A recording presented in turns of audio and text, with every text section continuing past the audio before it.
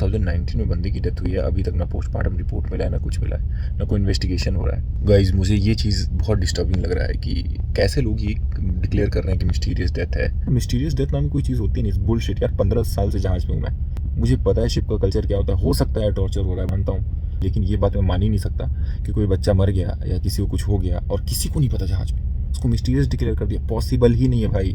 3 या 4 ऑफिसर मान लो मिलके एक बंदे को टॉर्चर कर रहे हैं, ठीक है। जहाज पे यार 20 लोग होते हैं, पॉसिबल ही नहीं है कि उसका जहाज पे किसी से ना बने। टिंग से, एबी से, मिसमैन से, जीएस से, कुक से, किसी न किसी से बात होती है। उनकी बातें भी यही होती है, यार आज वो चूतिया साला चीफ ऑफिसर ऐसे बोल रहा था, ऐसे किया आज। और ये तरीका होता है भाई, हम अपने दिमाग को खाली करते हैं, स्ट्रेस खत्म करते हैं, सिचुएशंस को कंट्रोल करते हैं और वापस काम करने के लिए रेडी हो जाते हैं।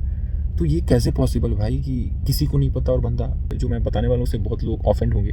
टॉर्चर वगैरह जो शिप से होता है उससे कहीं ज़्यादा जो केसेस सुसाइड के हुए हैं उसका मेन रीज़न फैमिली इशूज़ है। स्पेशली आप सुने होंगे कि बहुत बड़े रैंक के ऑफिसर जो हैं, सेकंड इंजीनियर्स हैं, चीफ इंजीनियर, कैप्टन तक ने सुसाइड किया हुआ है जहाज पे। क्यों भाई? उनको किस चीज़ की कमी है? Financially they are stable, everything is fine, कोई टॉर्चर नहीं कर सकता, कुछ नहीं, फिर भी क्यों? तो वहाँ केसेस होते भाई, घर में कलह है या तो माँ और बीबी के बीच झगड़ा चल रहा है, ठीक है, उसमें पिसता सिर्फ एक बंदा है।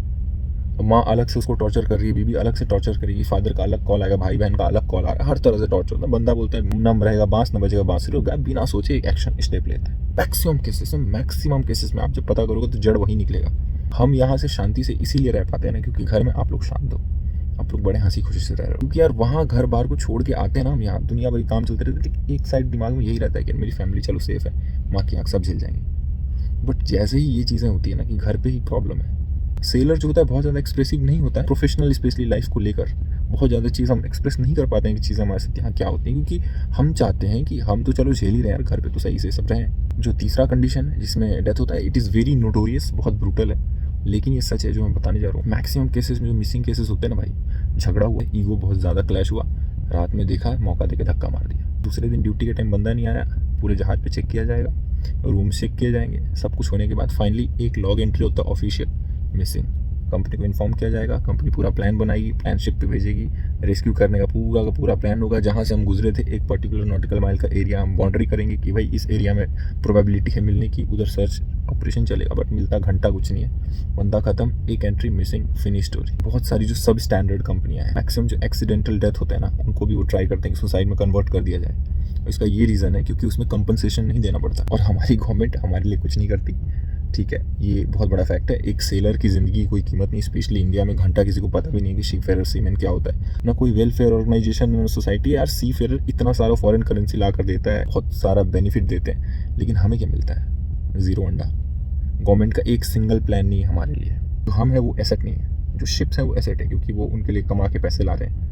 बट इन गधों को ये नहीं पता कि भाई कैसे चलेगा जहाज अगर सेलर ही नहीं रहेगा। हम कैसे जीते हैं हम जानते हैं, हम किन कंडीशंस में रहते हैं हम जानते हैं। There are so many things. हम वो ऐश करने नहीं जाते हैं, हम काम करने जाते हैं भाई। किसी को पता तक नहीं, किसी मीडिया चैनल ने कुछ नहीं बताया इनके बारे में।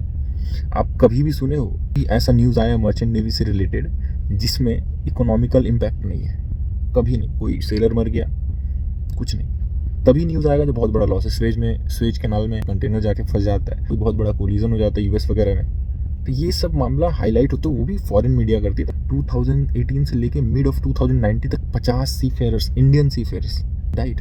उसका कुछ किसी को नहीं पता है। 20-22 से ज़्यादा मिसिंग है और ये कंटिन्यूअसली हो रहा है भाई, day by day, because there is no any rules and regulation. कोई इन्वेस्टिगेशन का प्रोसीजर ही नहीं है, कुछ नहीं है भाई, नथिंग। और इन सारे मैटर्स में जो सबसे बड़े दोगले हैं ना भाई, वो है यूनियन वाले और कंपनी वाले। जो मोस्ट ऑफ कंपनी और यूनियन वाले मिलकर सी फेरर के साथ नहीं, सी फेरर्स के अगेंस्ट काम करते हैं। बहुत सारे केसेस ऐसे होते हैं जो एक्सीडेंटल होते हैं, उनको सुसाइडल दिखाया जाता है जिससे उनको कंपनसेशन न देना पड़े। बहुत हद तक मिसिंग केसेस में भी यही होता है। अगर फेंक दिया, डेड बॉडी नहीं मिला तो सालों तक कोई कंपनसेशन नहीं।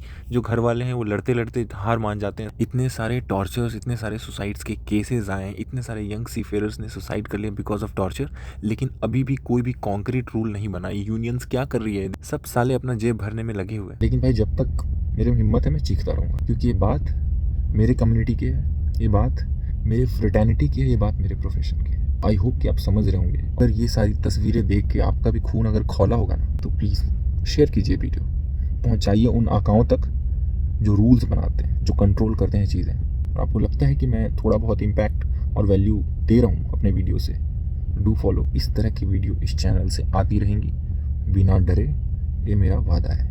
वंदे मातरम।